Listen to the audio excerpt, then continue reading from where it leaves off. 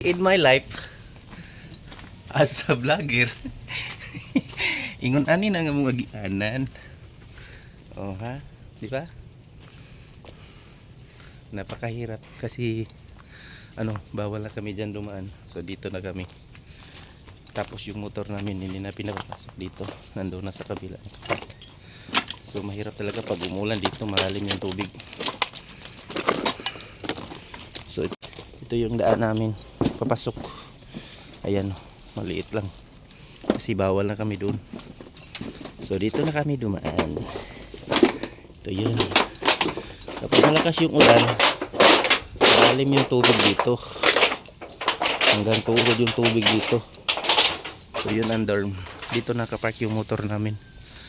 Ayan, magandang umaga sa inyong lahat. So medyo ngayon makulimlim.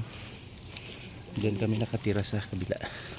So bawal na yung motor namin doon sa may malaking mga container.